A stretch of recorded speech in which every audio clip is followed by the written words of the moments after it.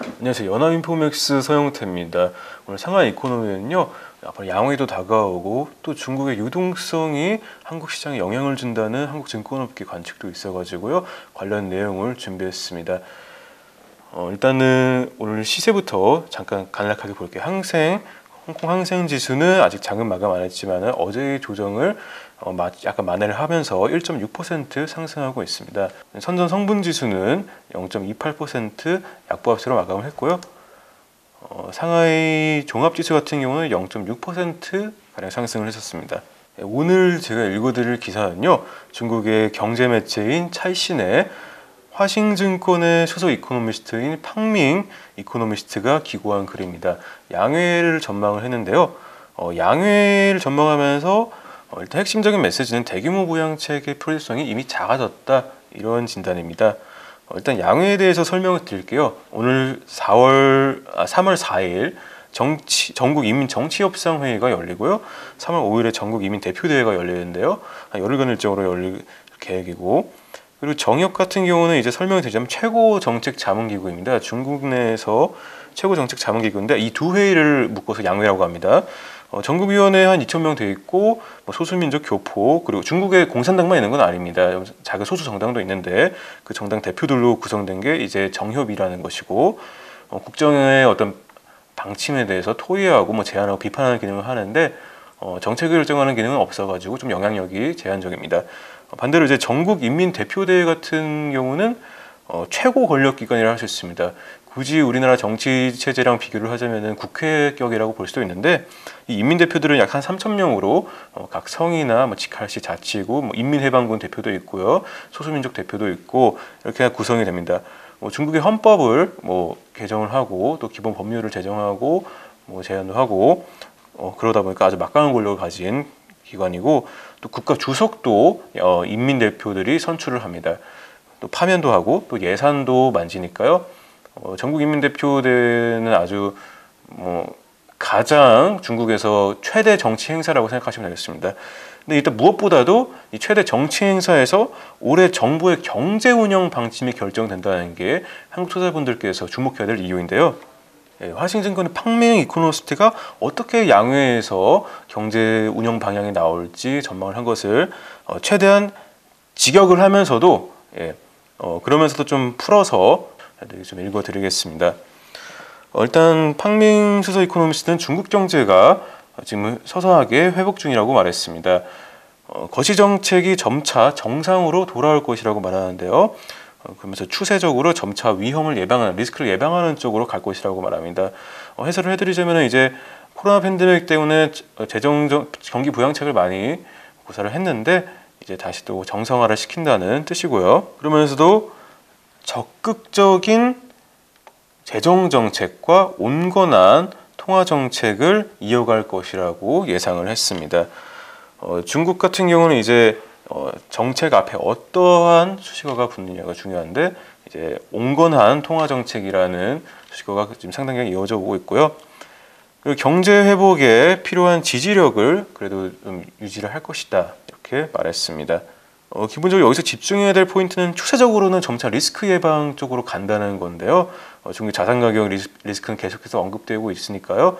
또 최근에 중국 당국이 인민은행이 춘자가 끝난 후에도 계속해서 유동성을 순회수하면서 코스피가 또 영향을 받고 중국 시장도 반응을 하고 했는데, 이 역시도 리스크를 좀 줄이려는 그런 의도로 많이 분석이 되고 있습니다. 그러면서 팡밍 이코노미스트는 부동산 융자와 지방채 융자, 그리고 그림자 융자 등 긴축을 고려하면은 여유로운 신용 환경이 이미 엔딩에 가까워지고 있다, 결말에 가까워지고 있다, 이렇게 말했습니다. 결국에는 유동성이 점차 줄어들 것이라는 말인데요. 앞서도 제가 상하이 이코노미 이전에도 이 빡빡한 균형, 진핑홍이라는 이 빡빡한 균형에 대해서 말씀드린 적이 있는데, 이 유동성, 인민은행이 공기시장 운영을 통해서 유동성 균형을 맞추면서도 조금씩 유동성을 회수하는 그런 것을 이런 빡빡한 균형이라고 표현을 하는데, 일정 기간 이런 상태가 노멀일 수 있다. 장타에게 노멀이라는 뜻이죠. 노멀일 수 있다고 말했습니다. 결국엔 유동성을 차근차근 회수를 할 것이라는 시각이고요. 팡밍 이코노미스트는 또 중국이 인플레와 취업, 고용이죠. 환율 등 통화 정책 목표들을 저울질을 계속하면서 통화 정책을 구사할 것이라고 말하는데요.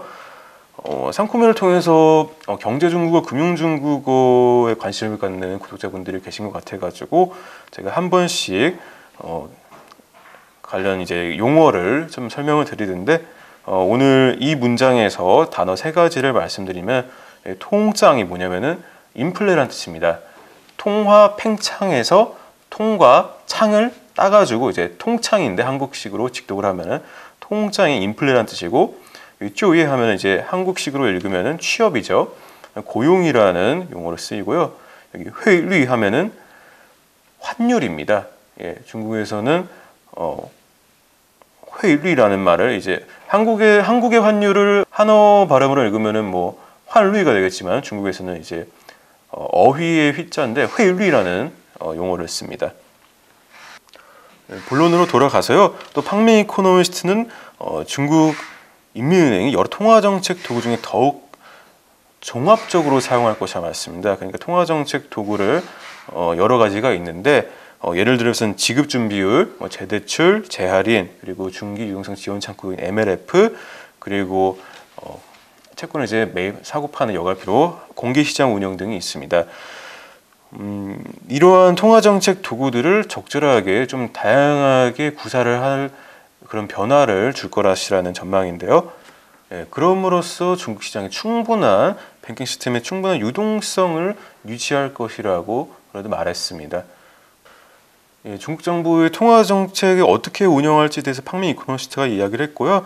또 팡민 이코노미스트 거시경제 이제 그러니까 경제 성장률에 대해서도 전망치를 내놨는데 일단 양회에서는 좀 전망치를 좀 애매하게 내놓을 것이라고 말하긴 했습니다. 중국 정부가 정확한 숫자를 잘 내놓지 않으려고 하는 모습을 보이고 있고요. 화싱증권이 예상한 올해 GDP 전망치는 8.4%, 내년은 5.7%이고 뭐 1분기에는 기저효과 때문에 플러스 18%, 2분기 7.5%, 3분기 5.9, 4분기 5.5 이렇게 전망을 했습니다.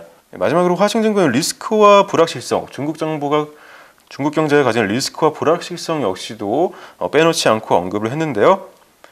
글로벌한 코로나 방역에 여전히 낙관하기는 좀 어렵다고, 낙관을 하기는 아직은 좀 어려운 감이 있다고 말했고요. 또 중국 내에서 소비 회복이 여전히 상대적으로 다른 부분에 비해서 좀 부진하다고 말했습니다. 또 투자 회복 역시도 은근하게 좀 우려가 되는 부분이 있다고 했고, 고용에도 여전히 좀 압력이 존재한다고 말했습니다.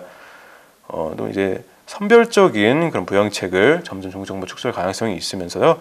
또 재정적으로도 또 지속 가능성과 관련해 좀 리스크가 있다고 말했습니다. 금융 리스크랑 또 채권 이제 디폴트 리스크가 또 뒤엉켜 있고 여기에 대해서 또 지정학적 리스크 역시도 뭐 미국과의 그런 갈등을 의미하겠죠. 리스크로 꼽았습니다. 상하이 이코노미 내일은 쉬고요. 월요일 날 다시 찾아뵙겠습니다. 연합인포맥스 서영태였습니다.